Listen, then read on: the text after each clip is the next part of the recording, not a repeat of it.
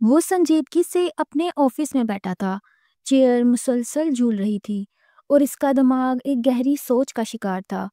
کچھ سمجھ نہیں آ رہی تھی، دماغ میں ماں کی باتیں گونج رہی تھیں۔ اب تو شادی کر لو ہادی۔ ہادی شاہ کے کانوں میں ماں کی آواز پڑی۔ اچھا ماما، اگر آپ چاہتی ہیں کہ میں شادی کروں تو پھر جلدی سے پپھو سے بات کریں اور منہا کا رشتہ لے کر چلیں، کیونکہ میں شادی صرف منہا سے کروں گا۔ ہادی کی بات سنتے ہوئے زہرا کے چہرے کی مسکراہٹ پھیکی پڑی۔ میں تم سے اس بارے میں بات کرنا چاہتی تھی ہادی۔ دراصل پچھلے ہفتے ہی تمہاری پپھو نے بتایا کہ منہا کا کوئی کلاس فیلو اس کے لیے رشتہ لے کر آیا تھا اور منہا اس سے شادی کرنا چاہتی ہے۔ اس کا کہنا ہے کہ وہ اپنے اس کلاس فیلو کو پسند کرتی ہے، وہ دونوں شادی کرنا چاہتے تھے، سو تمہارے پپھا نے منہا کا رشتہ طے کر دیا ہے۔ الفاظ تھے کہ پگھلتا ہوا سیسا جو ہادی شاہ کو اپنے کانوں میں چاہتا محسوس ہوا۔ یہ آپ کیا کہہ رہی ہیں ماما؟ اسے اپنی آواز کسی کھائی سے آتی سنائی دی۔ جھولتی کرسی ایک دم سے رک گئی۔ ہادی کی خوبصورت کان جیسی سب آنکھیں اس وقت سرخ انگارہ ہو رہی تھیں۔ زندگی کے 26 سال اس نے منہا کو چاہا تھا اور آج وہ اسے بتا رہی تھی کہ وہ کسی اور سے محبت کرتی ہے۔ اس کے اندر آگ لگی ہوئی تھی اور وہ محض 1 سال کا تھا جب منہا اس دنیا میں آئی تھی۔ اس نے منہا کا خیال کسی شہزادی کی طرح رکھا تھا اور آج منہا کیسے کسی اور کی ہو سکتی ہے؟ مسلسل یہاں بیٹھ کر وہ یہی سب سوچ رہا تھا۔ رگوں میں خون کے ساتھ غصے کا ابال تیز ہو رہا تھا۔ بالآخر اس نے فیصلہ کیا، اسے ایک بار منہا سے بات کرنی چاہیے، اسے منہا سے ملنا تھا۔ وہ آفس سے باہر نکل آیا، سارے کام چھوڑتے ہوئے اسے پہلے منہا سے بات کر کے اس مسئلے کو حل کرنا تھا۔ وہ کیسے منہا کو کسی اور کا ہوتے دیکھ سکتا تھا؟ منہا تو اس کی تھی، اس کی پراپرٹی، اس کی ملکیت۔ وہ گاڑی میں بیٹھا منہا کا نمبر ڈائل کر رہا تھا۔ ہیلو ہادی، کیسے ہو؟ منہا کی مسکراتی آواز آئی، کیونکہ منہا نے ہمیشہ اسے اپنا دوست سمجھا تھا۔ کہاں ہو تم؟ میں بس گھر سے نکلی ہوں، ایک فرینڈ سے ملنے کے لیے جانا تھا۔ کیوں، تمہیں کوئی کام تھا؟ منہا نے نارمل لہجے میں پوچھا۔ فوراً ریسٹورنٹ پہنچو، مجھے تم سے بہت ضروری بات کرنی ہے، وہ غصے سے بولا تھا۔ لیکن ابھی بھی نہیں آ سکتی میں ہادی، تمہیں جو بھی بات کرنی ہے بعد میں کر لینا، میں ایک بار کہہ چکا ہوں نا۔ منہا، مجھے تم سے بات کرنی ہے تو مطلب کرنی ہے۔ ہادی شدید غصے سے دھاڑا۔ اچھا ٹھیک ہے، میں 2 گھنٹے بعد سی سائڈ پر آؤں گی، تم بھی وہیں آ جانا، وہیں بیٹھ کر باتیں کریں گے۔ منہا کو بچپن سے ہی سی سائڈ پر جانا اور گھومنا بہت پسند تھا۔ ہادی نے غصہ ضبط کرتے ہوئے اوکے کہہ کر فون رکھ دیا۔ آدھے گھنٹے میں ہی وہ سی سائڈ پر پہنچ گیا تھا۔ 1 گھنٹے بعد منہا بھی آ گئی، شاید وہ جلدی فری ہو گئی تھی۔ کیا بات ہے، کیوں اتنے غصے میں ہو؟ اس نے آتے ہی مسکراہٹ کے سنگ پوچھا۔ تمہیں مبارکباد دینے آیا تھا، آخر تمہارا رشتہ جو طے ہو گیا ہے۔ ہادی نے گہرے طنز کا تیر چلایا تو منہا مسکرا دی تھی۔ 26 سالہ خوبصورتی کی مثال وہ سیدھا ہادی کے دل میں اتر رہی تھی۔ اس کی گہری بھوری آنکھوں میں جھلکتی معصومیت، اس کا سفید دودھیا چہرہ، وہ بہت خوبصورت تھی۔ سوری، تمہیں بتا نہیں پائی تھی، فہد کے گھر والے اسے شادی کے لیے فورس کر رہے تھے، اس لیے پھر سب کچھ جلدی میں ہوا، بٹ آئی پرومس انگیجمنٹ کے سارے انتظامات میں تمہارے ساتھ جا کر ہی پورے کروں گی۔ وہ ہادی کے دل کے حال سے بے خبر اپنی ہی روح میں بول رہی تھی جب اچانک ہادی چلا اٹھا، جسٹ شٹ اپ۔ منہا کی مسکراہٹ سمٹی۔ تمہیں شرم نہیں آتی؟ میرے جذبات کا مذاق اڑانے کے بعد کس قدر ڈٹائی سے یہ کہہ رہی ہو کہ اب میں تمہاری خود منگنی کرواؤں، وہ بھی کسی دوسرے مرد کے ساتھ؟ منہا ہرگز سمجھ نہ سکی کہ ہادی کیا کہنے کی کوشش کر رہا تھا۔ ہادی، تمہاری یہ پہیلیوں میں کہی گئی باتیں کم سے کم مجھے سمجھ نہیں آتی، وہ بھی غصے سے گرجی تھی۔ اور ریلی، تمہیں کیوں سمجھ آئیں گی؟ تمہیں تو بس صرف وہ فحش سمجھ آتا ہے۔ اگر مجھے پتا ہوتا کہ تم انٹرنشپ کے بہانے یہ سب کرنے کی کوشش کر رہی ہو تو کبھی بھی تمہیں ایسا گھٹیا مشورہ نہ دیتا۔ ہادی کو اب دکھ ہو رہا تھا، اس نے کیوں منہا کو یہ مشورہ دیا کہ اسے اپنی پڑھائی کمپلیٹ کرنے کے بعد انٹرنشپ کرنی چاہیے۔ تمہاری یہ پہیلیوں میں کہی گئی باتیں مجھے سمجھ نہیں آتی۔ ہادی، جو بھی کہنا چاہتے ہو سیدھے اور صاف صاف طریقے سے کہو۔ منہا اب ضد چھوڑ چکی تھی۔ اچھا تو تمہیں میری بات سمجھ نہیں آ رہی؟ زندگی کے 26 سال میں نے تمہیں چاہا ہے، منہا پاگلوں کی طرح چاہا ہے، اور آج تم کسی اور کے ہونے کی باتیں کر رہی ہو۔ تم صرف 5 سال کی تھی جب میں نے یہ وعدہ کیا تھا کہ میں صرف تمہیں اپنی بیوی بناؤں گا۔ میں تب بیوی کا مطلب بھی نہیں جانتا تھا، اور آج تم کسی اور کی بیوی بننے کی باتیں کر رہی ہو۔ ہادی چاہ کر بھی مینہا سے اب اس طرح غصے سے بات نہیں کر سکتا تھا۔ جو بھی تھا وہ اس کی محبت تھی، ورنہ ہادی شاہ کے غصے سے تو سارا شاہ خاندان ڈرتا تھا، اور مینہا کا دماغ لمحوں میں گھوما تھا۔ ہادی کی باتیں اس کا خون کھولنے کے لیے کافی تھیں۔ ہادی ایسا کیسے سوچ سکتے ہو؟ پہلی بات یہ ہے کہ میں تمہیں صرف اپنا دوست سمجھتی ہوں، تم میرے بہت اچھے دوست تھے، آج بھی تم میرے بہت اچھے دوست ہو۔ دوسری بات، مجھے فہد سے محبت ہے، اور محبت اپنی مرضی سے کی نہیں جاتی، یہ کسی سے بھی ہو جاتی ہے۔ تیسری بات، کیا تم نے کبھی تحرین کی آنکھوں میں اپنے لیے محبت دیکھی ہے؟ تم نے کیسے دیکھی ہوگی، لیکن میں نے دیکھی ہے۔ وہ جب تمہیں حسرت سے دیکھتی ہے تو جانتے ہو میری آنکھوں میں نمی آ جاتی ہے۔ اگر تمہیں لگتا ہے کہ اس شخص سے شادی کرنی چاہیے جو تم سے محبت کرتا ہو، تو پھر تمہیں تحرین سے شادی کرنی چاہیے، کیونکہ وہ تم سے پاگلوں کی طرح محبت کرتی ہے۔ میں نے اس کی آنکھوں میں تمہارا عکس دیکھا ہے، نہ میں کبھی تمہاری تھی اور نہ میں کبھی تمہاری ہو سکتی ہوں۔ اگر تمہیں واقعی شادی کرنی ہے تو تحرین سے کر لو، ورنہ وہ تمہارے بنا مر جائے گی۔ ہادی، مینہا کیا کہہ رہی تھی؟ ہادی کے دماغ میں تو دھماکے ہو رہے تھے، اس کا سر گھومنے لگا۔ فار گاڈ سیک تحرین، اپنی بکواس بند کرو، یہ تم کیا بات کر رہی ہو؟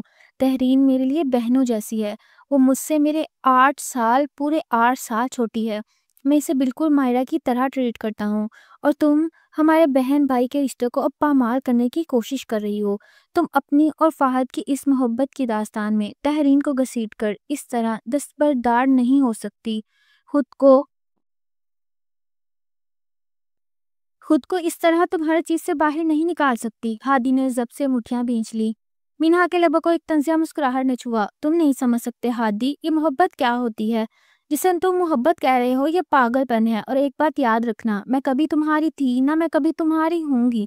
اگر تمہیں واقعی مجھ سے محبت ہے تو مجھے اپنی اس محبت سے آزاد کر دو، مجھے بھول جاؤ، کیونکہ میں نے کبھی تم سے محبت نہیں کی۔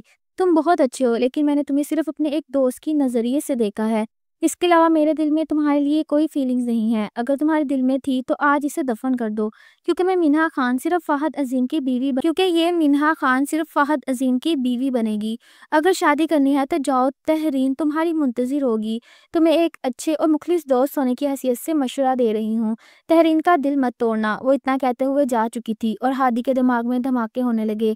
اس نے پوری قوت سے ایک مکہ پاس کری اپنی گاڑی کے بونٹ پر دے مارا۔ اس کی آنکھوں کے سامنے اپنے ماموں کی بیٹی تحرین کا چہرہ آیا تھا، جب وہ مشکل 19 سے 20 سال کی تھی۔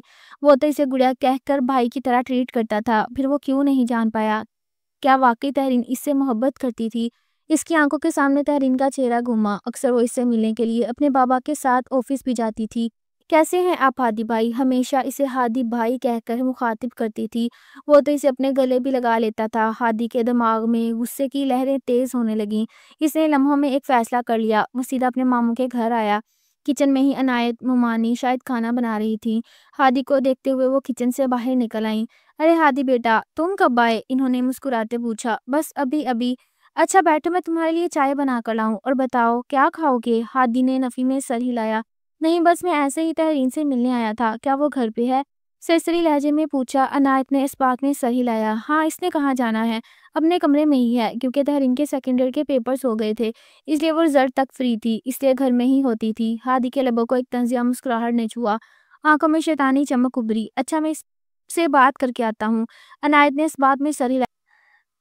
وہ سیدھا سیڑھیاں چڑھتا ہوا تحرین کے کمرے تک پہنچا، اور بنا دروازہ نوک کیے سیدھا دروازہ کھولے کمرے میں داخل ہوا۔ وہ اسٹڈی ٹیبل پر بیٹھی شاید ڈائری پر کچھ لکھ رہی تھی۔ دروازہ کھلنے کی آواز پر گھبراتے ہوئے ڈائری بند کرتی فوراً اس نے دراز میں رکھ دی۔ جیسے ہی اس نے چہرہ موڑے سامنے دیکھا تو سامنے ہی ہادی آنکھوں میں چنگاریاں لیے اسے گھور رہا تھا۔ تحرین کے چہرے پر واضح گھبراہٹ دیکھ سکتا تھا۔ ہادی بھائی، آپ یہاں؟ وہ فوراً مسکرا پڑی تھی، شاید اسے امید نہیں تھی کہ ہادی دوپہر کے اس وقت یہاں پر ہوگا۔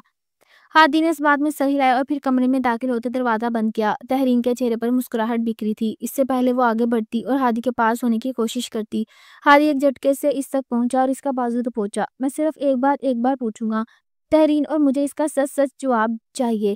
اس کے لہجے میں اتنی سختی تھی کہ تحرین ساری کانپ گئی۔ اس نے زندگی میں پہلی بار تحرین سے اس قدر غصے سے بات کی تھی۔ خوبصورتی کی مثال، ہلکی بھوری آنکھوں والی تحرین، وہ بہت معصوم تھی۔ اس لیے تو ہادی سے بالکل بہنوں کی طرح ٹریٹ کرتا تھا، کیونکہ وہ بہت جذباتی تھی اور دل کی بہت نازک تھی۔ چھوٹی سے چھوٹی بات پر بھی بہت بری طرح سے ریئیکٹ کر جاتی تھی، فوراً رونے لگتی تھی۔ کیا ہوا ہادی بھائی، آپ اس طرح غصے میں کیوں ہیں؟ اس نے ڈرتے ہوئے پوچھا تو ہادی کو مزید غصہ آیا۔ بس کر دو تحرین، آج کے بعد اگر تمہارے لبوں سے میرے لیے بھائی نکلا تو تمہاری جان لے لوں گا، اور چلایا تھا، اور تحرین پھر دوہری حیرتوں کے پہاڑ ٹوٹے۔ آپ کو کیا ہوا؟ اس نے ایک بار پھر پریشان ہوتے پوچھا۔ تمہیں شرم نہیں آتی؟ بہن بھائی جیسے پاک رشتے کا مذاق بناتے ہوئے۔ مجھے کیا پتا تھا کہ تم میرے لیے پاگل ہو؟ اگر محبت کرتی تھی تو پھر یہ بھائی جیسا لفظ استعمال کیوں کرتی ہو؟ وہ ایک بار پھر چلایا اور تحرین کا سانس رک گیا۔ اسے کیسے پتا چلا؟ تحرین کو سانس لینے سے بھی تکلیف ہونے لگی۔ یہ آپ کیا کہہ رہے ہیں؟ وہ اس سے اپنا بازو ذات کروانے کی کوشش کر رہی تھی، جس پر ہادی کی گریف سخت ہوتی جا رہی تھی۔ سچ کہہ رہا ہوں، میں محبت کرتی ہو نا مجھ سے؟ ہادی چلایا۔ تحرین کی زبان جیسے کسی نے سن کر دی۔ میں کیا بکواس کر رہا ہوں؟ محبت کرتی ہو یا نہیں؟ ہادی کی دہاڑ نے تحرین کو کپکپانے پر مجبور کر دیا۔ میں وہ گھبراتی ہوئی کچھ کہنے کی کوشش کر رہی تھی، مگر الفاظ ساتھ نہیں دے رہے تھے۔ کرتی ہو یا نہیں؟ ہادی نے اس کا بازو مزید مضبوطی سے پکڑا، اور اس بار تحرین کو لگا شاید اس کا بازو جسم سے جدا ہی ہو جائے۔ وہ مشکل ڈرتی ہوئی کانپتے جسم کے ساتھ اس بات میں سر ہلا گئی، اور ہادی کا دماغ بھگ سے اڑا۔ اگلے ہی پل اس نے تحرین کا بازو چھوڑ دیا۔ پھر وہ ہوا جو تحرین نے سوچا بھی نہیں تھا۔ ہادی کا ہاتھ اٹھا تھا اور تحرین کا چہرہ تھپڑ سے لال کر گیا۔ تھپڑ اس قدر زور کا تھا کہ تحرین سیدھی بیڈ پر جا گری۔ زندگی کے 20 سال میں نے تمہیں بہن سمجھا، اور تم اپنے اس دماغ میں کتنا گند لیے بیٹھی تھی؟ وہ چلایا تھا، اور تحرین کے اس قدر سنگین الفاظ سن کر اندر تک ٹوٹ کر ریزہ ریزہ ہو گئی تھی۔ ایسا کچھ نہیں ہے، آپ غلط سمجھ رہے ہیں۔ کیا محبت کرنا انسان کے بس کی بات ہے؟ وہ مشکل بولی تھی، مگر اب ہادی اس کے سننے کے موڈ میں نہیں تھا۔ اس کا تو پہلے سے ہی موڈ خراب ہو چکا تھا۔ بالکل نہیں، محبت ہو جاتی ہے، اور اب دیکھنا میں تمہیں تمہاری اس محبت کی کیا سزا دوں گا۔ تیاری کر لو خود کو میرے ہونے کے لیے۔ اب میں شادی کروں گا تو صرف تم سے۔ تمہیں یقین دلاتا ہوں کہ میری بیوی بننے کے بعد تم ساری زندگی صرف روتی رہو گی۔ تمہیں اس محبت کی بہت بھیانک سزا ملے گی۔ تمہاری وجہ سے میں اپنی محبت حاصل نہیں کر پایا، تو پھر تمہیں بھی تمہاری محبت کبھی بھی حاصل نہیں ہونے دوں گا۔ وہ چلاتے ہوئے اس کا بازو چھوڑے کمرے سے باہر نکل گیا، اور تحرین بیڈ پر گری پھوٹ پھوٹ کر رو پڑی تھی۔ اسے واقعی امید نہیں تھی کہ یہ بات ہادی کو کیسے پتا چلی۔ یہ بات تو اس نے آج تک خود اپنے آپ سے بھی نہیں کہی تھی۔ وہ نہیں جانتی تھی اسے کب ہادی سے محبت ہو گئی۔ اس کا ٹریٹ کرنے کا انداز ایسا تھا کہ تحرین کا دل باغی ہو گیا۔ اس سے ہادی سے محبت ہوئی، وہ کرتی گئی ہوتی گئی، لیکن ہادی اس کے ساتھ اس حد تک شفاق ہو جائے گا یہ امید تو تحرین کو نہیں تھی۔ اذلان شاہ خاندان کا اکلوتا ثبوت تھا۔ زہرا خان سے اس نے پسند کی شادی کی تھی۔ ان کے 2 بچے تھے۔ بڑا بیٹا 27 سالہ ہادی شاہ، جو کہ اپنے باپ کا سارا بزنس سنبھال چکا تھا۔ اس سے چھوٹی 20 سالہ مائرہ تھی۔ اذلان شاہ کی ایک ہی بہن تھی ماریہ۔ ماریہ اکلوتی بیٹی تھی مینہا، اور مینہا کی شادی اس کا باپ تبریز اس کی مرضی سے فہد کے ساتھ کروانے کے لیے تیار تھا۔ تو وہیں اذلان شاہ کی بیوی زہرا کا ایک ہی بھائی تھا، سارم خان، اور سارم خان کے بھی 2 بچے تھے۔ بڑا بیٹا حماد، جو کہ ڈاکٹر کی پڑھائی کے لیے فی الحال بیرون ملک گیا تھا۔ اس سے چھوٹی تحرین تھی۔ کیونکہ تحرین کافی حساس تھی، اس لیے سارا خاندان اسے بہت پیار و محبت سے ٹریٹ کرتا تھا۔ کسی نے بھی آج تک تحرین کی آنکھوں میں ہادی کے لیے محبت نہیں دیکھی تھی، مگر یہ محبت مینہا کی آنکھوں سے مخفی نہ رہ سکی۔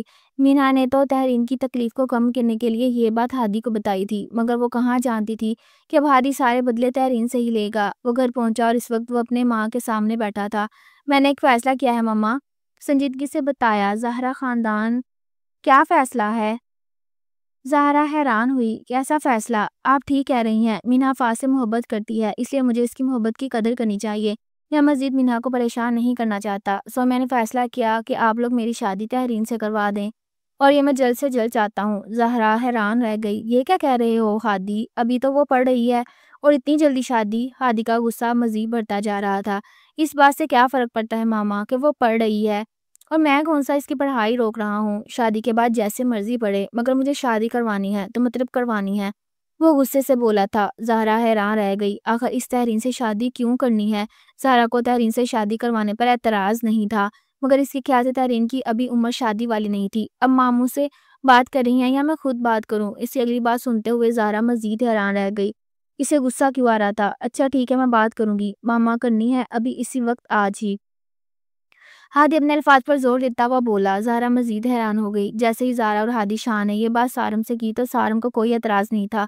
میں ایک بار تحرین سے پوچھ کر پھر بتاؤں گا۔ سارم اور عنایت کی تو خوشی کا کوئی ٹھکانہ ہی نہیں تھا۔ ویسے بھی وہ دونوں جانتے تھے کہ ہادی اور تحرین کی بانڈنگ کافی اچھی ہے، وہ اسے بہت اچھے سے ٹریٹ کرتا ہے، مگر وہ کہاں جانتے تھے کہ ہادی کے دماغ میں تو بدلے کا بھوت سوار ہے۔ میں ایک بار تحرین سے بات کرنا چاہتا ہوں، اگر تحرین مان جائے تو پھر میں ہاں کر دوں گا۔ سارم نے سنجیدگی سے یہ بات ہادی شاہ سے کہی تھی۔ اذلان کو بھی کوئی اعتراض نہیں ہوا، وہ کمرے میں بیٹھی تھی، چہرہ مرجھایا ہوا تھا۔ اتنے میں اس کا موبائل فون بج اٹھا۔ اس نے دیکھا ہادی کا فون آ رہا تھا، اس کا دل دھک سے رہ گیا۔ 2 دن کے بعد آج ہادی نے اسے فون کیا تھا۔ 2 دن پہلے اس کے کمرے میں آ کر اس پر گرجتے ہوئے چلا گیا تھا۔ اس کے بعد اس نے ہادی کو نہیں دیکھا تھا۔ پہلے اس نے ڈرتے ہوئے فون ہی نہیں اٹھایا، مگر جانتی تھی اگر فون نہیں اٹھایا تو ہادی کو مزید غصہ آئے گا۔ ڈرتے ہوئے فون اٹھاتے کان سے لگایا، کانوں میں ہادی کی سنجیدہ آواز پڑی، جب ماموں تم سے شادی کے لیے پوچھیں تو تم نے ہاں کرنی ہے، اگر تم نے انکار کیا تو تمہاری جان اپنے ہاتھوں سے لوں گا یا تمہیں راتوں رات تمہارے کمرے میں سوتے ہوئے غائب کر دوں گا۔ اس کے بعد تمہیں دنیا کے دوسرے کونے میں لے جاؤں گا، پھر تم سے نکاح کروں گا۔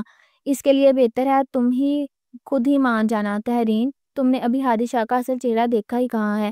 وہ سنجیدگی سے داڑا تھا کہ تحرین کانپ گئی۔ آپ غلط سمجھ رہے ہیں ہادی اس سے پہلے وہ لفظ بھائی بولتی ہادی ایک بار پھر غصے سے داڑا۔ بس خبردار، اگر تمہارے لبوں سے میں نے آج کی بات خود کے لیے لفظ بھائی سنا تو تمہاری زبان بولنے لائق نہیں رہے گی۔ جتنا کہا ہے اس پر عمل کرنا۔ سختی سے داڑتے ہوئے وہ کھٹاک سے فون بند کر چکا تھا اور تحرین پریشان سے گھبراتی رونے لگی۔ اب کیسے وہ ہادی کو اپنی بے گناہی کا یقین دلائے گی؟ وہ تو اس سے خاموش محبت کرتی تھی، مگر اسے بتانے کا یا اسے تکلیف دینے کا ارادہ نہیں رکھتی تھی۔ وہ جانتی تھی ہادی ہمیشہ سے منہا کو پسند کرتا ہے، وہ تو کبھی ہادی اور منہا کے درمیان بھی نہیں آنا چاہتی تھی۔ یہ صرف حادثاتی طور پر ہوا تھا۔ شام کو ہی سارم اس سے بات کرنے کے لیے اس کے سامنے بیٹھا تھا۔ دیکھو تم جانتی ہو ہادی ہماری آنکھوں کے سامنے پلا بڑا بہت اچھا بچہ ہے، مجھے تو کوئی برائی نظر نہیں آ رہی، میں تو تمہاری شادی ہادی سے کروانے کے لیے بالکل تیار ہوں، مگر پھر بھی آخری فیصلہ کرنے کا اختیار تمہارے پاس ہے۔ ہمارے اسلام میں بھی بیٹیوں سے ان کی اجازت اور رضامندی لی گئی ہے، اگر تمہیں کوئی مسئلہ ہے تو ہم انکار کر دیں گے۔ اس کے کانوں میں ہادی شاہ کے الفاظ گونج رہے تھے، ہرگز انکار مت کرنا تحرین۔ وہ جیسے اسے آنکھوں میں ہی سالم نگلنے کا در پہ بیٹھا تھا۔ اس کی خواہش تھی کہ وہ ہادی شاہ کی بیوی بنے، مگر اس طرح نہیں، دھوکے سے نہیں، زبردستی نہیں۔ آگے کنواں پیچھے کھائی تھی، انکار کرتی تو بھی غلط ٹھہر جاتی اور ہاں کرتی تو بھی غلط قرار دی جاتی۔ بے بسی سے باپ کو دیکھا، اپنی آنکھوں میں آئی نمی کو آنکھوں میں اندر ہی اندر اتار لیا۔ مجھے آپ کے فیصلے پر کوئی اعتراض نہیں بابا، آپ کو جیسا ٹھیک لگے ویسا کریں، میں آپ کی رضا میں راضی ہوں۔ بمشکل چہرے پر ایک جھوٹی مسکان سجائے اس نے کہا تھا۔ سارم کی آنکھوں میں مان بڑھ گیا، وہ مسکرا دیا تھا۔ مسکراتے ہوئے تحرین کے سر پر ہاتھ رکھا، سدا خوش رہو اور جیتی رہو۔ وہ اپنے آپ کو کیا بتاتی، اپنے باپ کو کیا بتاتی، اور وہ کبھی بھی خوش نہیں رہ سکے گی۔ اتنا تو وہ جانتی تھی کہ ہادی کے ساتھ دشمنی رکھنے کا مطلب کیا تھا۔ ہادی جسے محبت کرتا تھا پھر ٹوٹ کر کرتا تھا، اور جسے نفرت کرتا تھا پھر نفرت بھی ٹوٹ کر کرتا تھا۔ وہ خاموش رہ گئی تھی۔ ہادی نے بس 1 مہینے کے اندر ہی اندر شادی کا فیصلہ کر لیا۔ تحریر نے کوئی مخالفت نہیں کی، وہ جانتی تھی اب وہ اس شخص کے دل سے اتر چکی ہے، وہ اسے تکلیف دینا چاہتا ہے تو شاید وہ بھی تکلیف سہنے کے لیے تیار تھی۔ وہ اسے اپنی بے گناہی کا کیا ثبوت دیتی، اسے کیا بتاتی کہ ان سب میں اس کی کوئی غلطی نہیں۔ قسمت کیسی تھی کہ ایک ہی میرج ہال میں ان دونوں کی شادی تھی۔ پھر اذلان نے یہ فیصلہ کیا تھا کہ منہا کی شادی کے دن ہی ہادی اور تحرین کی شادی بھی ہوگی۔ وہ دونوں دلہن بنی اپنے اپنے شوہروں کے پہلو میں بیٹھی ہوئی تھیں اور تحرین گھبرا رہی تھی۔ ہادی نے چہرے پر ایک رسمی مسکراہٹ سجا رکھی تھی، جیسے وہ اس شادی سے بہت خوش ہو۔ وہ سب کو یہی شو کروا رہا تھا۔ اس نے ایک نظر چہرہ موڑے منہا کو دیکھا جو مسکراتی ہوئی فاس سے باتیں کر رہی تھی۔ اس کی آنکھوں میں کہیں کچھ غائل ہوا تھا۔ یہ محبت بھی کتنی عجیب ہوتی ہے نا، انسان جس سے کرتا ہے اس کی خوشی کی خاطر خود کو تکلیف بھی دے لیتا ہے، اور وہ اس حد تک منہا کو پسند کرتا تھا، اسے چاہتا تھا کہ اس کی خوشی کی خاطر وہ اسے ذات چھوڑ گیا تھا، یا پھر شاید اسے کبھی منہا سے محبت نہیں تھی، اگر ہوتی تو پھر وہ کبھی بھی اسے کسی دوسرے مرد کی نہ ہونے دیتا۔ وہ گھبرائی سی چہرہ جھکائے بیٹھی تھی جب ہادی نے اس کے کان میں سرگوشی کی۔ منہا پیاری لگ رہی ہے نا، وہ عجیب سے کھوئے ہوئے لہجے میں بولا۔ تحرین نے چونک کر چہرہ اٹھائے منہا کو دیکھا، پھر ایک نظر ہادی کو دیکھا۔ اس کے دل نے جیسے دھڑکنے سے انکار کر دیا۔ وہ مشکل بول سکی تھی، بہت اچھی لگ رہی ہیں آپ بھی، اللہ انہیں خوش رکھے، دل سے دعا دی تھی۔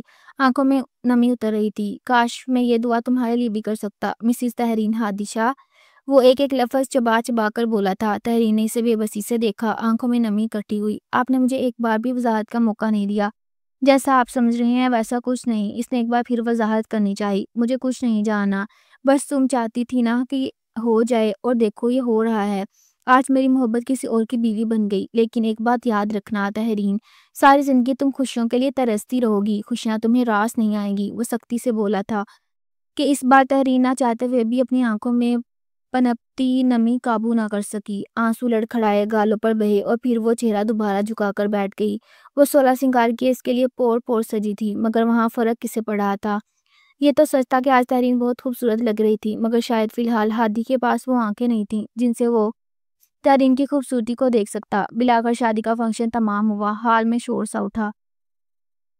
میرے خیال سے ہمیں رخصتی کرنی چاہیے، فہد کے والدین نے کہا تو سب نے اس بات میں سر ہلایا۔ منہا پلٹی تھی اور ایک مسکراتی نگاہ ہادی پر ڈالی۔ مجھے تم پر فخر ہے ہادی، تم نے وقت رکھتے صحیح فیصلہ کر لیا، خدا تمہیں خوش رکھے۔ وہ سب سے پہلے ہادی کے پاس آئی تھی، اتنا کہتے ہوئے وہ اسے خدا حافظ کہتی سب سے ملتی ہوئی ہمیشہ کے لیے رخصت ہوئی، فہد کے ساتھ چلی گئی۔ شاید تم میری قسمت میں نہیں تھی منہا خان، اگر میں چاہتا تو تمہیں اپنی قسمت بنا سکتا تھا، چاہے پھر مجھے اس کے لیے کسی کی جان ہی لینی پڑتی۔ وہ فہد کی پشت کو دیکھ کر دل ہی دل میں بڑبڑایا تھا، لیکن نہیں، میں نے تمہاری آنکھوں میں اس کے لیے جو جذبہ دیکھا وہ اپنے لیے دیکھنا چاہتا تھا، مگر تم پہلے ہی وہ کسی اور کو دے چکی تھی، اور مجھے خیرات میں ملی محبت نہیں چاہیے۔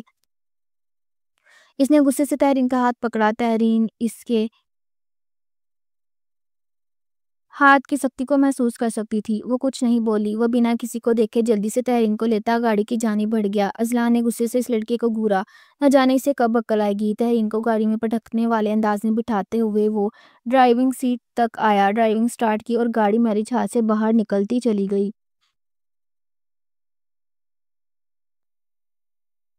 وہ اپنی ٹائی کی نوٹ ڈھیلی کر رہا تھا، پھر شرٹ کے 2 بٹن کھولنے لگا۔ سمجھ نہیں آ رہی تھی کہ دل پر لگی آگ پر کیسے قابو پایا جائے۔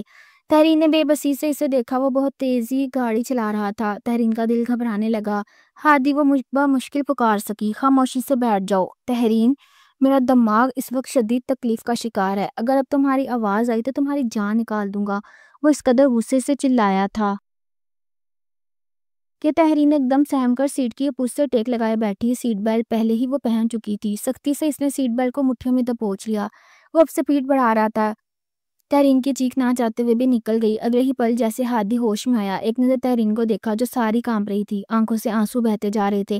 اس نے سختی سے آنکھیں میچ رکھی تھی، نہ جانے کیوں، لیکن ہادی کے دل کو تکلیف ہوئی۔ وہ جس دل پر نفرت کا خول چڑھائے بیٹھا تھا وہ چٹکنے لگا۔ یہ لڑکی تو اس سے پہلے دن ہی مات دینے کے چکر میں تھی۔ وہ نہ چاہتے ہوئے بھی نرم پڑ گیا، جلدی سے گاڑی کو کچھ سلو کیا تو کہیں جا کر تہرین کی سانسیں ہموار ہوئیں۔ وہ شاہ ہاؤس داخل ہوا، گاڑی کو پورچ میں پارک کیا، پھر گاڑی سے نکلا اور اب وہ اسے دیکھ رہا تھا جیسے اس کے نکلنے کا منتظر ہو۔ تہرین جھجکتے ہوئے خود ہی بمشکل گاڑی سے اپنا لہنگا سنبھالتی ہوئی باہر نکلی۔ چلو پیسے پورے ہو گئے، ہو گئی تمہاری شادی، مبارک ہو، بن گئی تم مسز ہادی، جب دل چاہے کمرے میں پہنچ جانا، میں تو چلا تمہارے چکر میں، آج بہت تھک گیا ہوں۔ بیزاری سے کہتے ہوئے وہ کوٹ اتار کر ہاتھ میں پکڑتا ہوا سیڑھیاں چڑھتا اپنے کمرے میں جا کر غائب ہو گیا، اور تہرین حیرت سے منہ کھولے خالی لاؤنج کو دیکھ رہی تھی، کیونکہ سارے گھر والے تو میرج ہال میں تھے،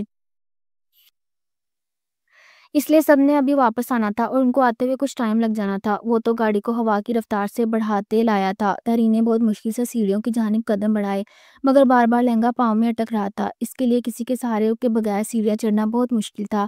ایک ہاتھ گرل پر رکھا، دوسرے ہاتھ سے اپنے لہنگے کا دامن پکڑا۔ جب 10 منٹ کے بعد بھی تہرین کمرے میں داخل نہیں ہوئی تو وہ کمرے سے باہر نکلا۔ وہ مشکل تیسری چوتھی سیڑھی تک چڑھ چکی تھی اور اسے بھی وہ 2 بار گرتے گرتے بچی۔ نہ جانے کیوں اس کی ماں کو تہرین کے لیے یہی ڈریس پسند آیا تھا۔ اس نے کہا بھی تھا ماں سے کچھ صرف ایک سمپل سا برائڈل ڈریس لینا ہے، مگر نہیں، اتنا لمبا لہنگا لے دیا جو آدھا فٹ پاؤں سے نیچے لٹک رہا تھا۔ وہ گرل پر ہاتھ رکھے بہت مزے سے سیڑھیاں چڑھتا دیکھ رہا تھا، نہ جانے کیوں سے بہت ہنسی آ رہی تھی۔ لو جی، یہ تو پہلے قدم پر ہی ڈگمگا گئی۔ ہادی نہ چاہتے ہوئے بھی ہنس پڑا۔ وہ 4 سیڑھیاں چڑھتی مزید اوپر آئی، ایک بار پھر لڑکھڑا گئی، اس سے پہلے وہ سیدھی زمین بوس ہو کر گرتی۔ ہادی جو اوپر ہی کھڑا تھا 1 سیکنڈ سے پہلے 2 سیڑھیاں پھلانگتا ہوا اس تک پہنچا، اس کا ہاتھ پکڑے اپنی جانب کھینچا۔ تہرین نے ڈرتے ہوئے خوف سے آنکھیں میچ لیں، اسے لگا شاید اگلے ہی پل وہ سیڑھیوں سے گرتی نیچے ہوگی، سر تو پھٹ ہی گیا ہوگا، مگر ہوا میں جھولتے محسوس کرتے دھیرے سے اپنی آنکھیں کھولی تو وہ مسکراہٹ ضبط کرتا اسے ہی دیکھ رہا تھا۔ اس کی مسکراہٹ اس قدر زہریلی اور طنزیہ تھی کہ اس کی آنکھیں بتا چکی تھی تہرین کو کہیں اندر تکلیف ہوئی۔ تہرین کی آنکھوں میں تکلیف دیکھتے ہوئے ہادی کی مسکراہٹ گہری ہوئی۔ اس نے ایک جھٹکے سے تہرین کو اپنی جانب کھینچا کہ وہ اس کے سینے سے ٹکراتی بچی۔ صرف سیڑھیاں چڑھتے ہوئے تمہارا یہ حال ہو گیا، ابھی تو تمہاری زندگی بہت مشکل ہونے والی ہے مسز ہادی شاہ۔ خود کو تیار رکھنا، یہ پتا اگلی بار تم یہیں سے نیچے گرتی ہوئی ملو، یہ پہلی بار تھا اس لیے میں نے تمہیں بچا لیا، ورنہ اگلی بار میں بچانے نہیں آؤں گا۔ اس کے کانوں میں زہر پھونکتے ہوئے وہ اسے چھوڑتے واپس کمرے میں چلا گیا۔ تحرین کے گلے میں آنسو کا گولا اٹکا۔ وہ مشکل 2-3 سیڑھیاں مزید چڑھتی ہوئی اور اوپر پہنچی، دروازہ بند تھا۔ وہ ہادی کے کمرے تک آئی، ڈور نوب پر ہاتھ رکھتے ہینڈل گھمایا، دروازہ کھولا، شاید وہ ڈریسنگ روم میں تھا۔ وہ بے بسی سے کمرے میں داخل ہوئی۔ کمرہ بہت خوبصورتی سے سجایا گیا تھا، بیڈ کے آس پاس گلاب کے پھول پڑے تھے۔ کمرے کا یہ خوابناک ماحول دیکھتے ہوئے تحرین کا سانس رک گیا۔ وہ ڈریس چینج کیے، سادے سے ٹراؤزر اور ڈھیلی سی شرٹ میں ڈریسنگ روم سے باہر نکلا اور ایک نظر تحرین کو دیکھا، دوسری نظر اس کی نگاہوں کے تاکوں میں بیڈ تک گئی۔ اگلے ہی پل ہادی کہکا لگا کر ہنس پڑا۔ اپنے دماغ کو ریلیکس کرو، ایسا ویسا کچھ نہیں ہونے والا، یہ تو بس گھر والوں نے فارمیلٹی کے لیے سجایا، ورنہ کہاں یہ منہ اور یہ مسور کی دال۔ وہ بڑبڑاتے ہوئے بیڈ تک آیا، پھر بیڈ شیٹ کو ایک سائڈ سے پکڑے ایک جھٹکا دیا کہ بیڈ پر بکھرے سارے پھول اگلے ہی پل لمحوں میں زمین بوس ہوئے۔ ہادی نے بیڈ شیٹ دوبارہ بچھاتے ہوئے زمین پر گرے پھولوں پر پاؤں رکھتے انہیں مسل دیا، جس طرح یہ پھول میرے قدموں تلے آ کر مسلے گئیں، تم بھی اس طرح کچلی جاؤ گی، تمہارا بھی یہی مقام ہے جو ان پھولوں کا تھا۔ اتنا کہتے ہوئے بیڈ پر لیٹ گیا، مگر اس کے لہجے میں شفافیت کی انتہا تھی۔ جاؤ اور جا کر اپنا حلیہ تبدیل کر لو، قسم سے بہت بڑی بیوقوف لگ رہی ہو۔ اتنا کہتے ہوئے سر تک کمبل لے چکا تھا۔ تحرین کا دل چاہا وہ دھاڑے مار مار کر روئے، مگر بہت مشکل سے خود پر قابو پاتی وہ ڈریسنگ روم میں داخل ہوئی۔ زہرا نے اس کے کپڑے یہاں پر سیٹ کروا دیے تھے، یہی سوچتے ہوئے اس نے کبرڈ کھولی، اپنے کپڑے ڈھونڈنے لگی۔ ایک سادہ سا جوڑا نکالتے ہوئے واش روم میں چلی گئی۔ اپنا میک اپ، اپنی جویلری، اپنے بالوں سے ساری پیس نکالنے کے بعد اس نے اپنے بال کھلے چھوڑے۔ اپنا چہرہ دھونے کے بعد سادے کپڑوں میں وہ واش روم سے باہر نکلی۔ تقریباً اسے آدھے گھنٹے سے زیادہ وقت لگ گیا تھا اور تب تک ہادی گہری نیند سو چکا تھا۔ وہ جھکتے ہوئے بیڈ کی دوسری جانب آئی اور کروٹ کے پل سو رہا تھا۔ بیڈ آدھے سے زیادہ خالی تھا۔ اس نے ایک بے بس نظر سارے کمرے میں ڈالی، پھر بیڈ تک پہنچ کر تکیا اٹھایا۔ اس سے پہلے وہ صوفے پر جانے کے بارے میں سوچتی، اگلے ہی پل ہادی کی آواز کمرے میں گونجی، سکون سے یہاں بیڈ پر سو جاؤ، اگر یہاں سے اب ہلنے کے بارے میں سوچا تو تمہیں کمرے سے باہر نکال دوں گا، پھر سارے خاندان کو وضاحتیں دیتی رہنا ہے کہ کیوں تمہیں تمہارے شوہر نے شادی کی پہلی رات ہی کمرے سے باہر نکال دیا۔ اور تحرین کے سارے وجود میں خوف سرایت کر گیا۔ وہ تو سمجھ رہی تھی کہ وہ سو گیا ہوگا، مگر وہ جاگ رہا تھا اور بند آنکھوں سے اس کی ہر حرکت نوٹ کر رہا تھا۔ وہ بے بسی سے وہیں بیڈ کے کنارے پر ٹکی اور لیٹ گئی، اب اس کی طرف پشت کر چکا تھا، مگر پھر بھی تحرین کا دل خوف سے کانپ رہا تھا۔ کب وہ اپنے خیالوں میں الجھی سو گئی، کچھ اندازہ نہ ہوا۔ اگلی صبح ہوئی جب اس نے آنکھیں کھولی تو وہ کمرے میں نہیں تھا، اور منہ ہاتھ دھوتی کپڑے چینج کرنے کے بعد جیسے ہی نیچے پہنچی تو وہ ڈائننگ ٹیبل پر بیٹھا ناشتہ کر رہا تھا۔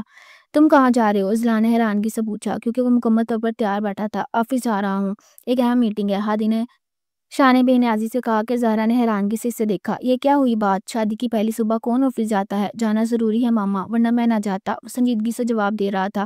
اپنی ساری میٹنگز کینسل کر دو، آج تمہارا ولیمہ ہے، اذلا نے سختی سے حکم سنایا۔ ہادی نے ایک نظر تحرین کو دیکھا اور اس کی آنکھوں میں اتنی سختی تھی کہ تحرین بے ساختہ نگاہیں جھکا گئی۔ وہ ناشتہ وہیں چھوڑتا ہوا اٹھا اور غصے سے کمرے کی جانب چل پڑا۔ ناشتہ کرنے کے بعد وہ کمرے میں داخل ہوئی تو وہ غصے سے کمرے میں چکر کاٹ رہا تھا۔ کوٹ اتار کر صوفے پر پھینک چکا تھا، ٹائی کی نوٹ بھی ڈھیلی کرنے کے بعد اتار دی تھی۔ وہ جھجکتے ہوئے اسے دیکھتے لگی، پھر بے بسی سے بیڈ پر آ کر بیٹھ گئی۔ اور وہ اسے کیا کہتی کہ اس میں اس کا کیا قصور تھا؟ اگر پپو یا پھر اذلان انکل نے اسے آفس جانے سے منع کر دیا تو اس کے بعد ان دونوں میں کوئی بات نہیں ہوئی۔ ولیمے کا فنکشن ہوا، وہ سارے فنکشن میں خاموش تھا۔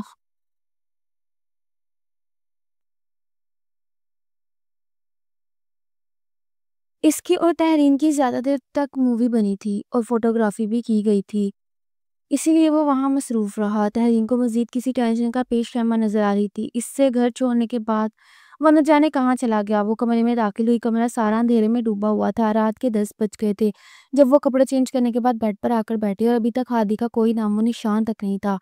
دوسری طرف رات کے اس پہر وہ ساحل سمندر پر کھڑا تھا، دل و دماغ میں چلتی جنگ وہ خود سے ہی سمجھ نہیں پا رہا تھا کہ اسے کیا کرنا ہے۔ اس نے کیا سوچ کر تحرین سے شادی کر لی، سمجھ نہیں آ رہی تھی۔ بس وہ تحرین کو تکلیف دینا چاہتا تھا، لیکن اب وہ اس سے تکلیف بھی نہیں دے پا رہا تھا۔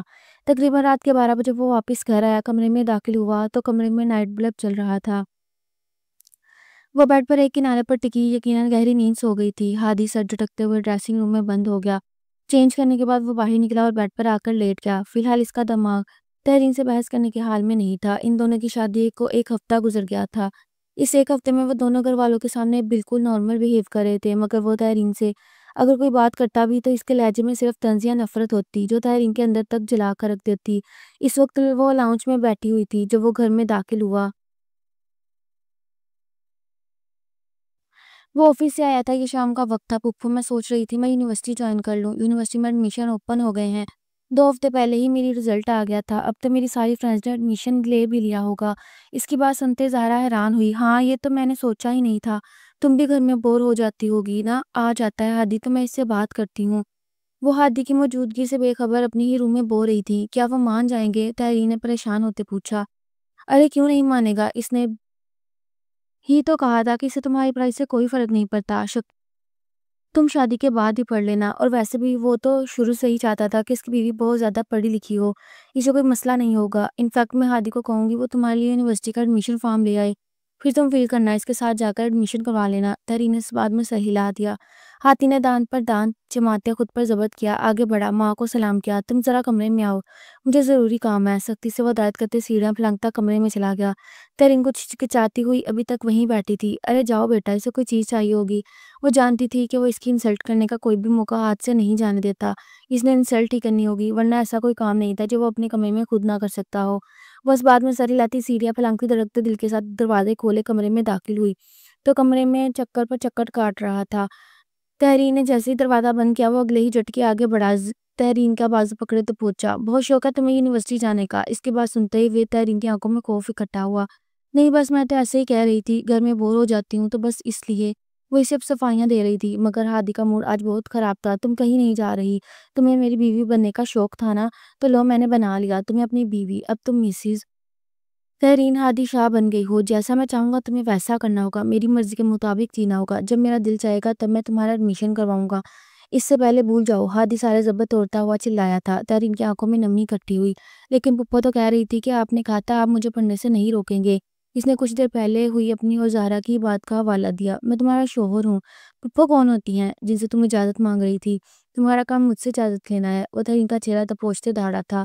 تحریر کے سارے وجود میں خوف سرایت کر گیا۔ چھوڑے، مجھے درد ہو رہی ہے۔ وہ مشکل اپنا بازو جبڑا اس کی گریف سے آزاد کروا پائی۔ درد تو تمہیں درد بھی ہوتی ہے، اور اس درد کا کیا جو تمہاری وجہ سے مجھے ملی؟ میرا دل چاہتا ہے تحریر تمہاری جان لے لوں، تمہارے وجود سے، تمہاری موجودگی سے، تمہارا ہر احساس سے مجھے گھن آتی ہے۔ وہ چلایا تھا۔ اس نے آج ریسٹورنٹ میں اپنی ایک میٹنگ کے دوران فہد اور مینا کو دیکھا تھا جو وہاں لنچ کرنے کے لیے آئے تھے۔ وہ کسی اور کے ساتھ خوش تھی اور یہ خوشی ہادی کا دل جلا رہی تھی۔ وہ نہیں جانتا تھا اس کا دل کیوں جل رہا ہے، مگر بس اسے غصہ آ رہا تھا۔ وہ اپنا غصہ کسی پر نکالنا چاہتا تھا۔ آپ اتنی نفرت کرتے ہیں مجھ سے؟ کتنے ہی پل تحریر پہلے حیرت سے کچھ بول نہ پائی، جب بولی تو لہجہ بہت ٹوٹا بکھرا تھا۔ نفرت نہیں کرتا میں، کیونکہ تم ہادی شاہ کی نفرت کے بھی قابل نہیں۔ وہ اس کے وجود کے پر کچے بکھیر گیا تھا، وہ چیتھرے بکھیر رہا تھا۔ تحریر کی آنکھوں سے آنسو بہتے گالوں پر پھسل گئے۔ اسے سانس لینے میں تکلیف ہونے لگی۔ اس کی آنکھوں میں نفرت، حقارت اور زہر تھا جو تحریر کے دل میں اندر تک اتر گیا۔ اسے سانس لینے میں گھٹن ہونے لگی، اپنا سینہ مسلنے لگی۔ آپ نے ساری زندگی مجھے ہمیشہ شہزادیوں کی طرح ٹریٹ کیا تھا ہادی، کیا محبت ہونا میرے بس میں تھا؟ میں نہیں جانتی تھی یہ کب ہوئی اور کیسے ہوئی۔ میں نے کبھی کسی کو نہیں بتایا کہ مجھے آپ سے محبت ہے، یہاں تک کہ میں خود اپنے آپ سے اعتراف کرنے سے ڈرتی تھی۔ آپ کو پتا چل گیا میں نے آپ سے محبت کیا تو میرا جرم ہو گیا، لیکن وہی محبت جو آپ نے مینا آپی سے کی وہ جرم نہیں تھا۔ یہ کیسی دوگلی سائنس ہے آپ مردوں کی؟ اگر مرد کوئی کام کرے تو وہ کر سکتے ہیں، انہیں اجازت ہے، اگر وہی کام عورت کرے تو وہ بے حیا، بد کردار اور بے غیرت نہ جانے کیا کیا بن جاتی ہے۔ میں کبھی بھی آپ کے اور مینا آپی کے درمیان نہیں آنا چاہتی تھی۔ مجھے کوئی شوق نہیں تھا کہ آپ کی بیوی بننے کا، وہ صرف حسرت تھی۔ وہ پوری طاقت سے چلا رہی تھی، وہ اونچے لہجے میں بول رہی تھی۔ ہادی کا چہرہ سرخ تھا مگر اسے روکنے کی کوشش نہیں کی۔ تحریر کی آنکھوں میں ٹوٹے ہوئے مان کی کچیاں سی تھیں۔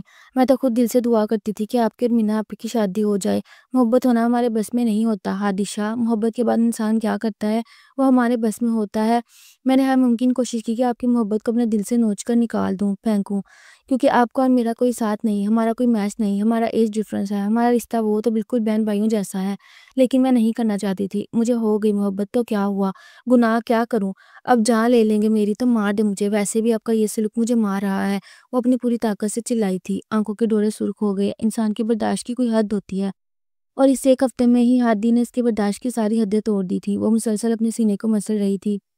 ہادی لال ببو کا چہرہ لیے سے دیکھ رہا تھا۔ تمہیں مارنا ہی تو چاہتا ہوں، لیکن ایسا نہیں، تمہاری موت چاہیے مجھے، میں چاہتا ہوں کہ تم آہستہ آہستہ مرو، قطرہ قطرہ خون تمہارے جسم سے بہتا جائے، تمہیں تکلیف ہو، ایسی تکلیف جو اس وقت میرے دل کو ہو رہی ہے۔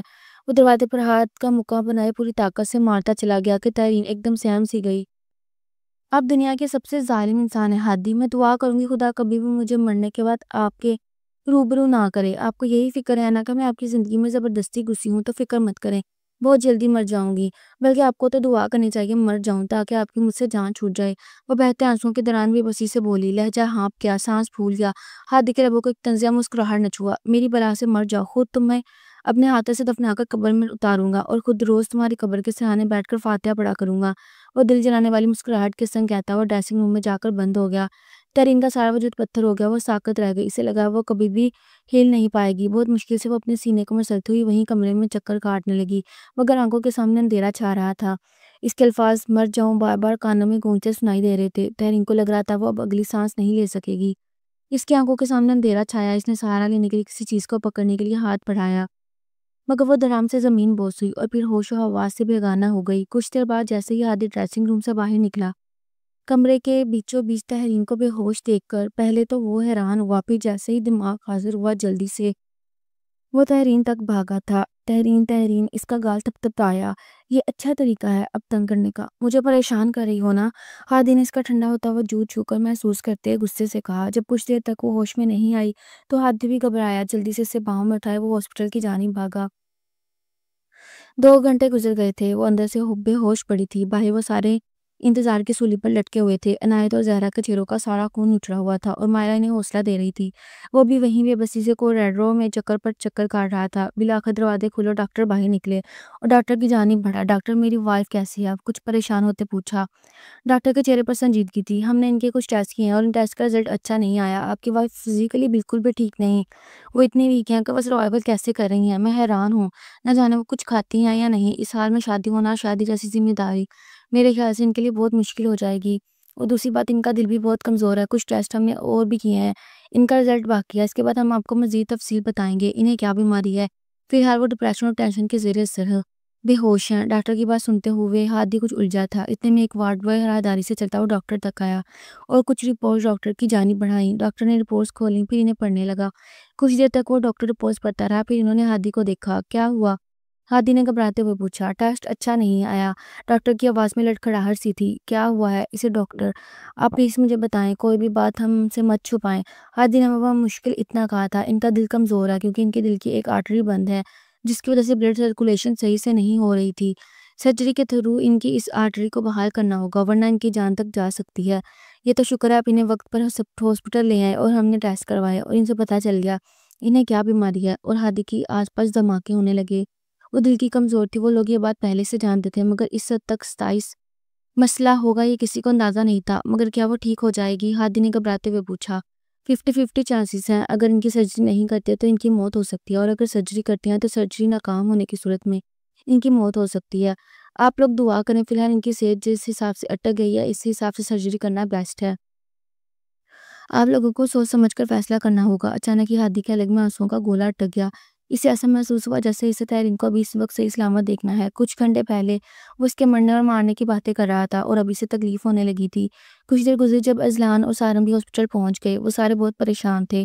اذلان نے خود ڈاکٹر سے ساری بات کرنے کے بعد پیپرز پر سائن کر دیے، انہیں اپنی تہرین کی جان بچانی تھی۔ اس کی سرجری شروع ہوئی، ساری رات وہ انگاروں پر لوٹ پوٹ ہوتا رہا۔ صبح کے وقت جا کر تقریباً 5 بجے دروازے کھلے، ڈاکٹرز باہر نکلے، وہ سب امید سے انہیں دیکھ رہے تھے۔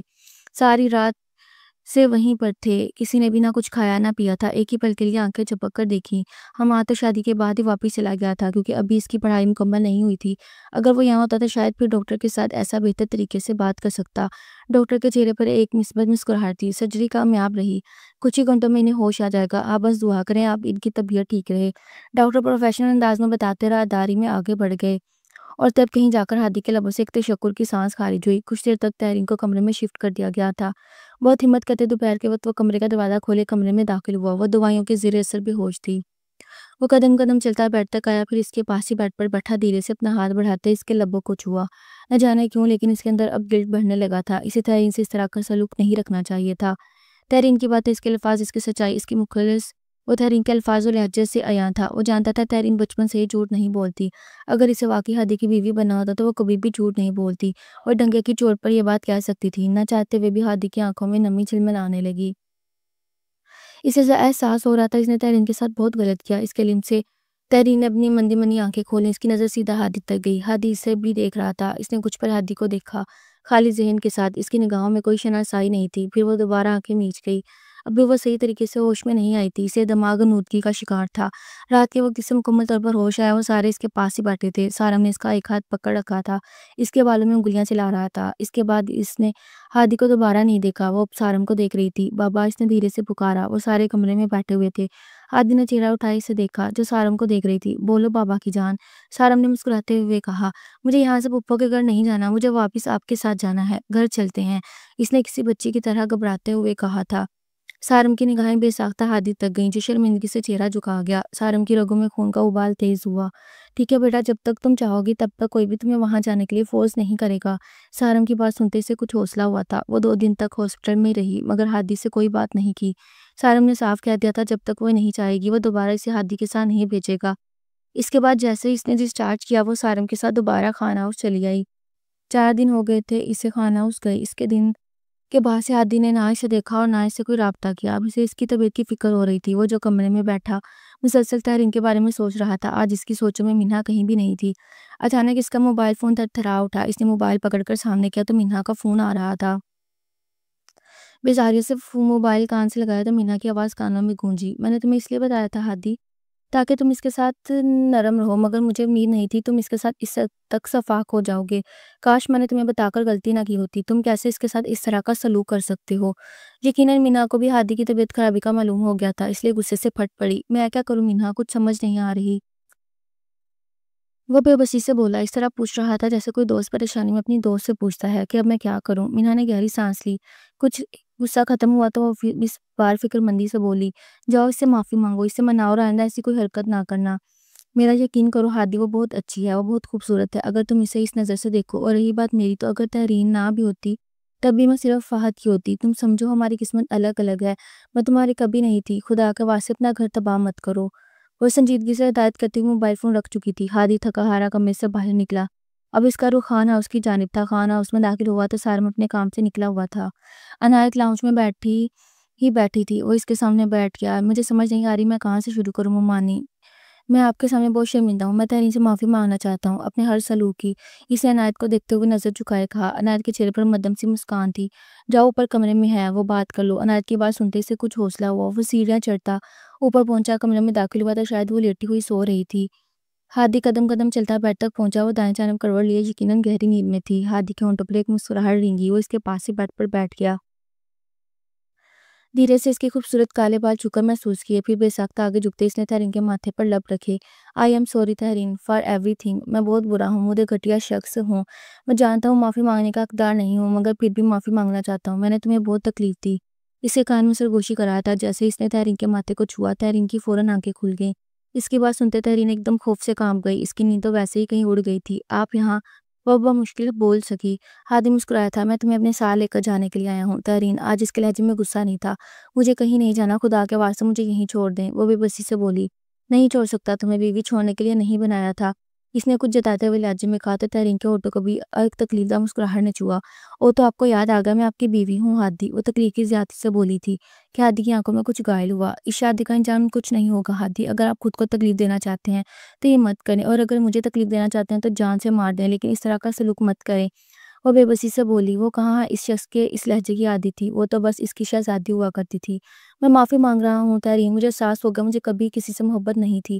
مینا سچ کہتی ہے، وہ میرا پاگل پن تھا، اور میں بس اس گلٹ کو میں ختم کرنے کے لیے چیز میں سے خود کو بے قصور ثابت کرنے کے لیے سارا قصور تم پر ڈال دیا، مجھے معاف کر دو۔ آئی ریئلائز، مجھے احساس ہو گیا خدایا میری قسمت میں جو لکھا ہے وہ بہترین ہے۔ اس کی آنکھوں میں نمی اکٹھی ہوئی تھی۔ تحرین نے حیرت سے ہادی کو دیکھا۔ مجھے آپ کے ساتھ نہیں رہنا، وہ بے بسی سے بولی تھی۔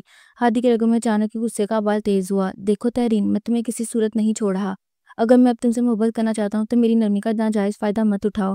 وہ بھی بہت پیار سے کہہ رہا تھا مگر اس کا لہجہ سرد تھا۔ تحرین کو غصہ آیا، دیکھا آپ پھر مجھے ڈانٹ رہے ہیں۔ اس سے پہلے وہ کروٹ بدلتی ہادی نے اس کے دونوں ہاتھ پکڑے۔